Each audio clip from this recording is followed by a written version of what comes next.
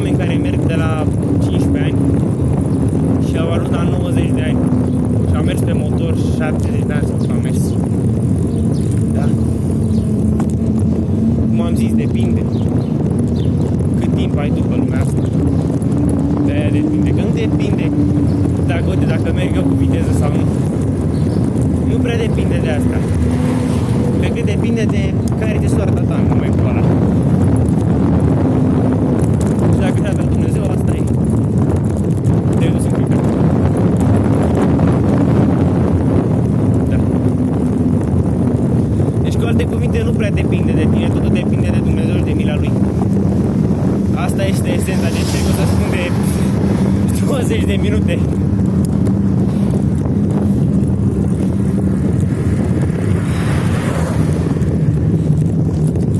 Și depinde și de menirea omului, că dacă tu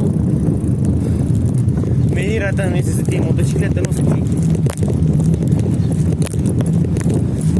Și dacă o să ții, o să te lași după ceva timp. Dar nu, e greu să te lași.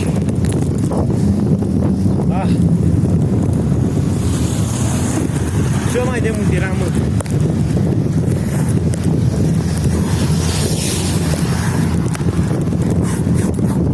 copilul căruia era frică de orice. Chestia asta din casă, după să suc, era frică. Și acum mi-a găsit și o scop în viață. Am pus pe învățat, am pus pe o dietă și să zic că ridic în slăvi vorbele doamnei mele de sport.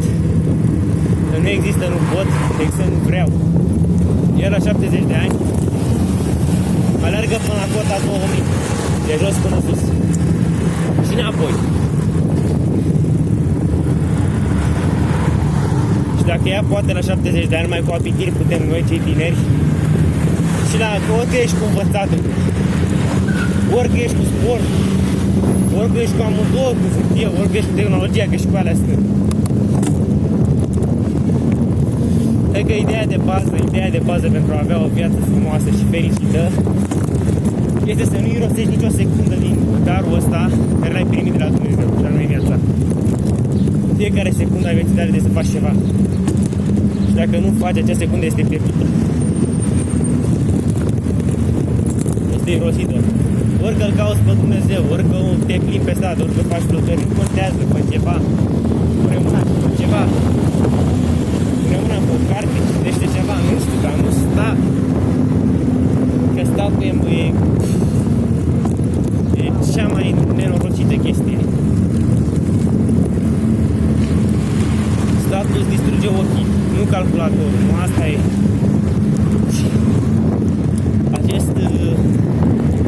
Această lipsă de exercițiu a ochilor aia se distruge, nu că e calculator, nu lumina calculatorului.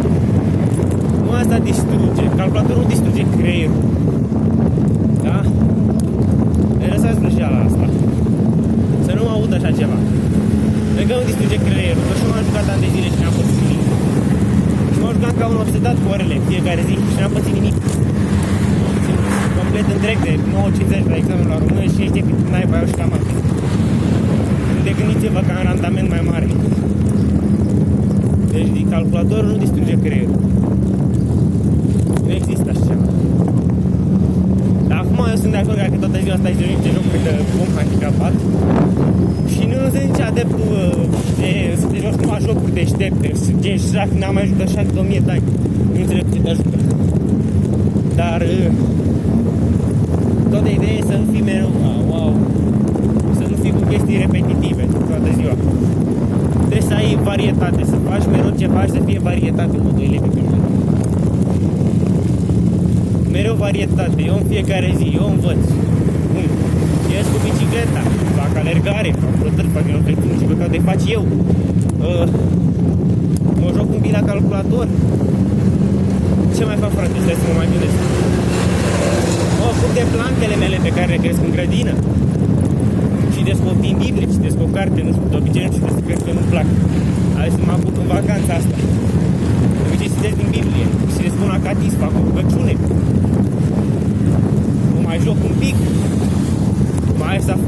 fac ceva, mai înregistrez un clip pe YouTube, mai... Nu știu, mereu trebuie să ai ceva și să fie variație. Mereu trebuie să ai un exercițiu. Wow! Ce căcat! S-a micșorat drumul ăsta, da? Chizda! Am auzit să mor pe... Din rahatul, că nu place ăștia copii. Bun. Ne apropiem de finalul acestei călătorii.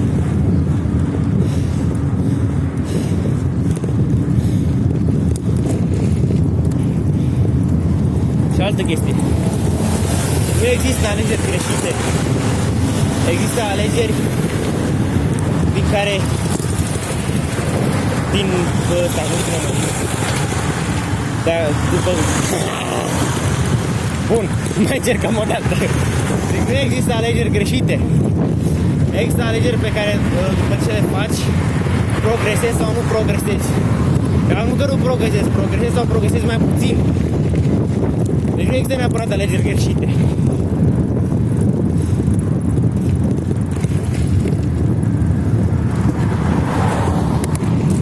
Totul depinde de mintea ta, de ce ai în mintea ta pus.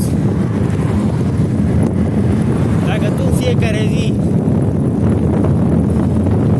îți zici că vrei să sălăbești, vrei să înveți mai mult, vrei să citești mai mult, să fii mai șmecher, în decurs de câțiva ani o să vezi niște transformări inimaginabile. O să vezi că o să poți să faci lucruri care ție îți se păreau imposibile, complet imposibile. La niște vârste la care ți-a fost spus că nu o să poți niciodată să faci aceste lucruri.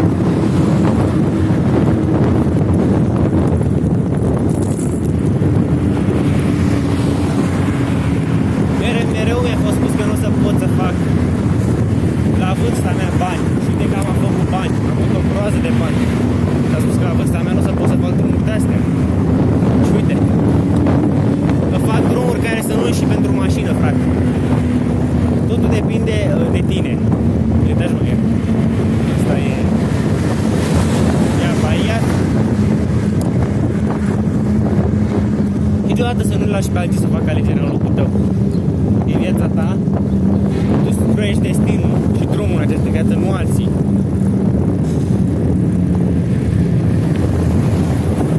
Niciodată să nu lași pe alții.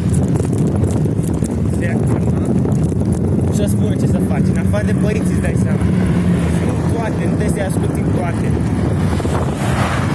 Dacă îți spun niște chestii stupide care nu te vor ajuta cu nimic, nu vei progresa niciodată, nu ești obligat să-i asculti. Dacă te pun, de exemplu, să înveți, atunci trebuie. Pentru că asta e ceva din care progresezi ca ființă, ca om. Dacă te pun să mergi la biserică, trebuie să-i asculti, că și din asta progresezi. Progresul nu este numai fizic, ci spiritual și intelectual. E pe 3 planuri, fizic, spiritual și intelectual. Și tu, ca om, trebuie să lucrezi în fiecare zi la toate cele 3 planuri. Deși avem tendința a unor să nu lucrăm la niciunul, mai ales acest spiritual și intelectual.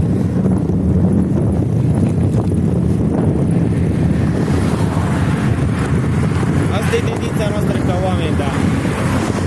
Trebuie să trecem peste aceste,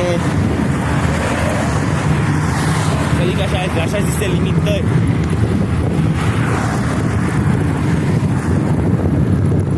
Și fiecare zi, wow, că se lupește. Și fiecare zi trebuie să încerci să treci peste limita de ieri. Dacă ieri ai învățat 2 ore, azi înveți 2 ore jumate. Dacă ieri ai alergat 10 km, azi alergi 15. Tot așa. Ca să progresezi trebuie mereu să ridici. Asta cum îi spunem. Ca să progresezi mereu trebuie să vrei mai mult de la tine.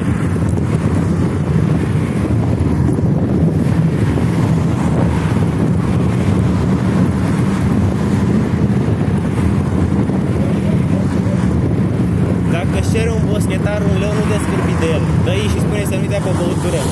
Pentru că dacă vei avea vreodată nevoie de ceva, să-ți dea și ție alți oameni.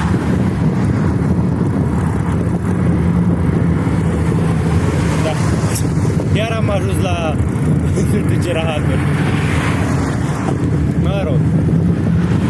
Dacă ne apropiem de sfârșitul drumului, mai avem în jur de 4 km din acest drum mirific minunat.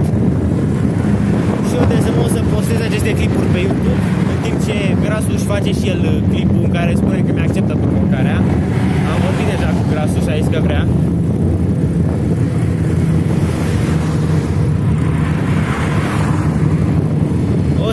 Probabil că o să merg și în zone abandonate. Rămâne de văzut, nu știu, n-am frică de oameni deloc, nici de animale, pe cât am de păieni și știu că sună retardat. Da? Deci mie, sincer, eu intru în canale peste Hobo fără probleme, nu mi-e frică de ei. Eu nu suport când mă păiește, domnule. Când da și păiește, mă ia dracu când îi văd.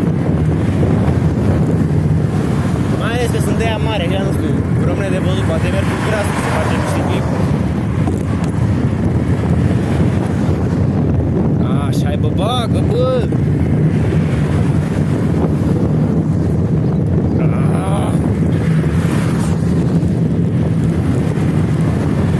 Mă, bun. Ne apropiem de Bucicarest, cum îi spune, ok, de carte de Buci.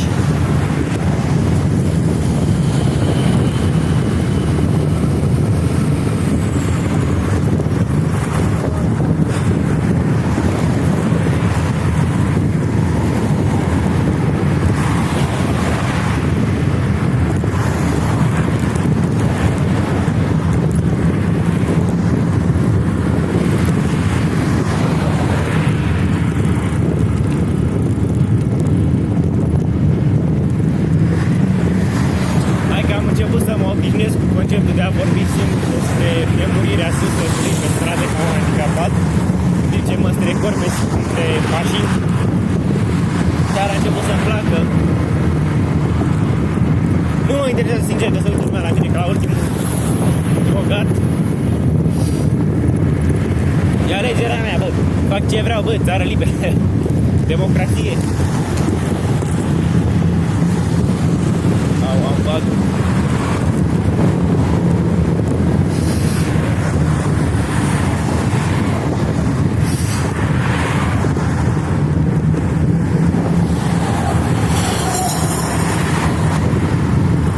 Oricum, o să încerc să fac, în afară de provocările cu Grasul, în fiecare zi trebuie să fac și un bike vlog ăsta. Mie chiar îmi place, sincer. Și în afară de miercuri, așa sigur nu cred că o să pot. Aproape sigur cel puțin, pentru că trebuie să stau să văd pe un examen. Că nu mâine, adică mâine fi miercuri, joi. Voi mâine dau și la mate. După aia sunt liber, o să fac un vlog, probabil și la Cernica. Rămâne de văzut. Sâmbătă asta.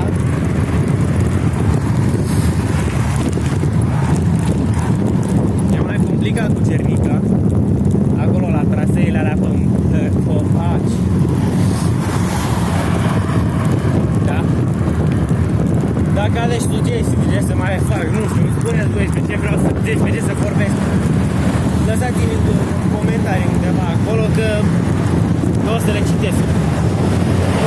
Și o să vă răspund. O să vă răspund la fiecare în parte. Și o să abordez temele primite de către dumneavoastră.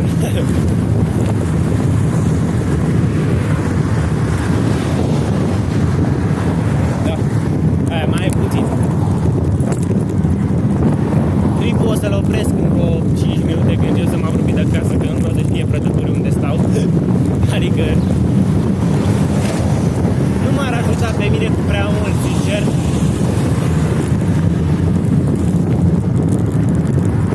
Vine oameni la mine acasă. Ce prost, ai zis muie PSD, te arde în părul. Nu vreau așa ceva. Uite un bătrân în pelea goală. Nu știu dacă îl vedeți, dar pe partea stângă acum aia. Îi du. Uite.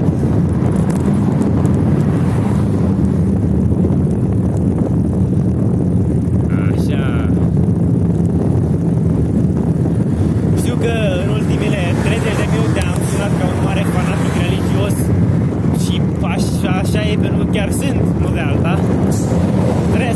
mașina.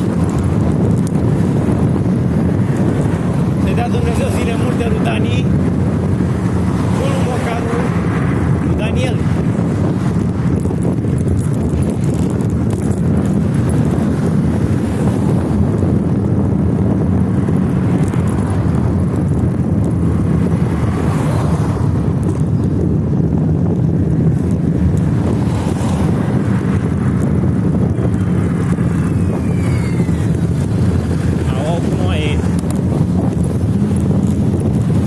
Eu sincer n-aș putea concepe o viață în afara, fără Dumnezeu, sincer, n-aș putea. Nu mi-ar plăcea. Nu, n-aș putea, n-aș face nimic, n-aș fi motivat să fac absolut nimic pe lumea asta. Probabil este doar o raritate când spun asta, dar asta e, ce să-i faci? Fiecare cu părerile lui. Dacă asta e părerea mea, nu mi-o schimb.